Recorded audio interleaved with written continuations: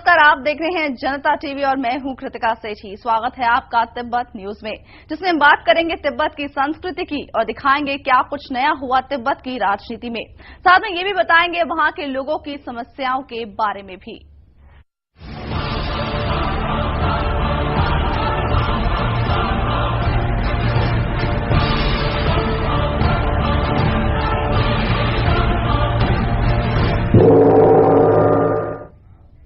तिब्बत के निर्वासित प्रधानमंत्री लोब्संग सांगे इन दिनों 4 दिनों की यूएस यात्रा पर हैं। अपनी इस यात्रा के दौरान लोब्संग अमेरिकी सीनेटर डियान फीनस्टीन से मिले और तिब्बत में हो रही चीन की दमनकारी नीतियों पर चर्चा की।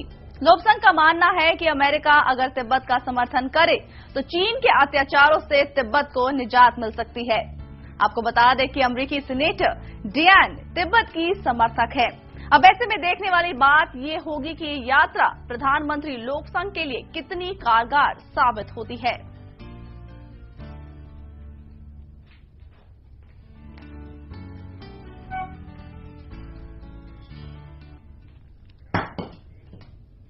तिब्बत में बढ़ती हुई आत्मदाह की घटनाओं को लेकर हिमालय तिब्बत एसोसिएशन के स्टूडेंट्स ने एकता आंदोलन मार्च निकाला है, जिसमें नेपाल, लद्दाख, भूटान के छात्रों के साथ साथ भारतीय मूल के स्टूडेंट्स ने भी हिस्सा लिया।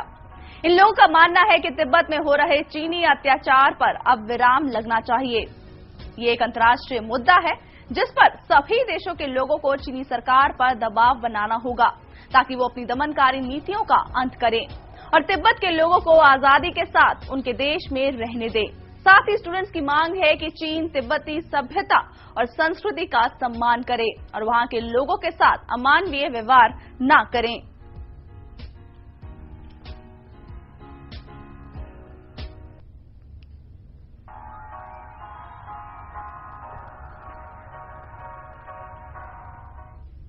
नेपाल में रह रहे तिब्बती शरणार्थियों ने भी चीन के खिलाफ जमकर नारेबाजी की और साथ में प्रदर्शन भी किया।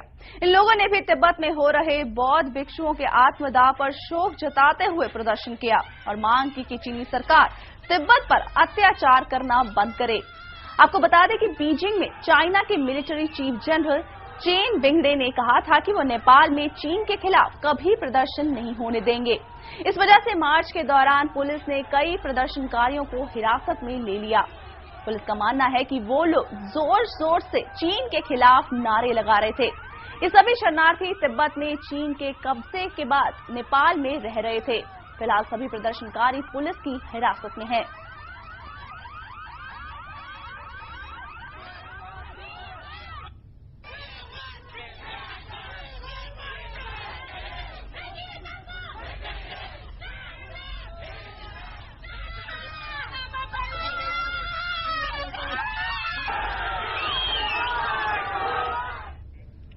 तिब्बती धर्मगुरु दलाई लामा की जापान यात्रा का आज 5वां दिन है। कोयासन यूनिवर्सिटी में दिए गए अपने धर्म उपदेश के बाद दलाई लामा ने प्रचान बौद्ध मंदिर कोंगो बुजी टेम्पल के दर्शन किए। ये मंदिर जापान का प्राचीन मंदिर है जिसे 805वीं में कोबो दैशी ने की थी। दलाई लामा का मानना है कि ईश्वर का ध्यान करने के लिए इस मंदिर से अच्छा और कोई साधन नहीं है। ये चारों तरफ से पेड़ पौधों से घिरा हुआ है। जगह जगह बुद्ध की प्रतिमाएं मौजूद हैं। मंदिर में दलाई लामा ने पूजा अर्चना भी की। इसके बाद दलाई लामा का काफिला एक बार फिर कोयासन यूनिवर्सिटी ऑडिटोरियम की ओर बढ़ा, जहां धर्म का सही मतलब क्या होता है इसका उपदेश दिया। आपको बता दें कि दलाई लामा 10 दिनों की जापान यात्रा पर है, जहां वो मार्च में आई सुनामी पीड़ितों से मिले और तिब्बत में हो रहे संघर्ष से लोगों को रूबरू करवा रहे हैं।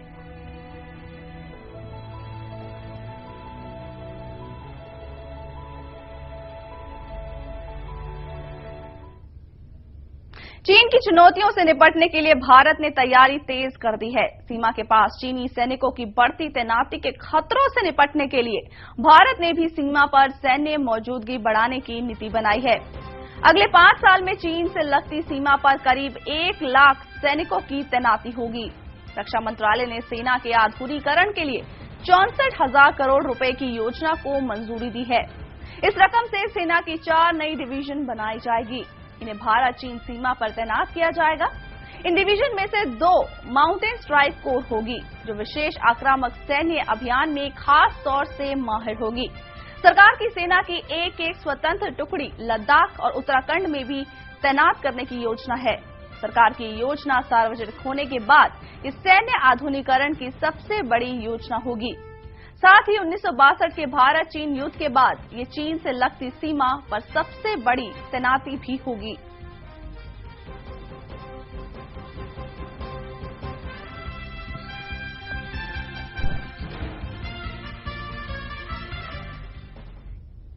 चीन के बुद्धिजीवियों और स्वतंत्रता लेखकों ने तिब्बत में हो रहे चीनी अत्याचारों के खिलाफ एक हस्ताक्षर अभियान शुरू किया है। इस अभियान में सभी तिब्बती एक साथ इकट्ठा कर एक मार्च निकाला गया।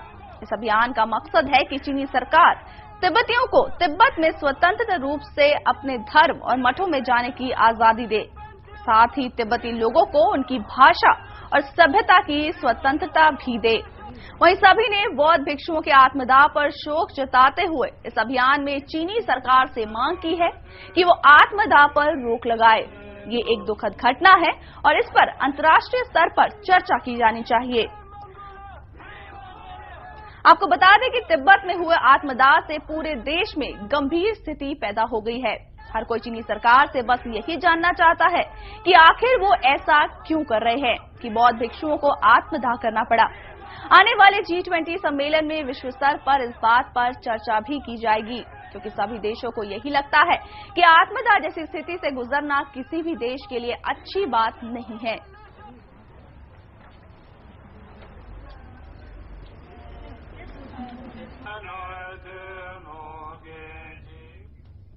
केंद्रीय तिब्बती प्रशासन के सदस्य मिसेस ग्यारी डोलमा आज हरियाणा के मुख्यमंत्री भूपेंद्र सिंह हुड्डा से मिलेंगी और उनसे भारत में रह रहे तिब्बती शरणार्थी और तिब्बत में चीन के अत्याचारों पर अपनी चिंता व्यक्त करेंगी।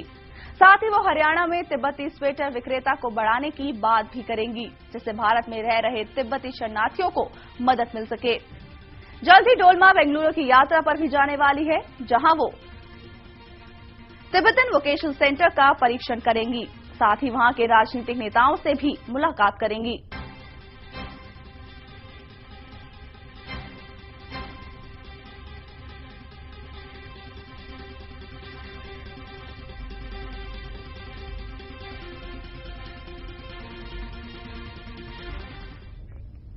और यहां रुकेंगे छोटे से ब्रेक के लिए। आप देखते रहिए जनता टीवी।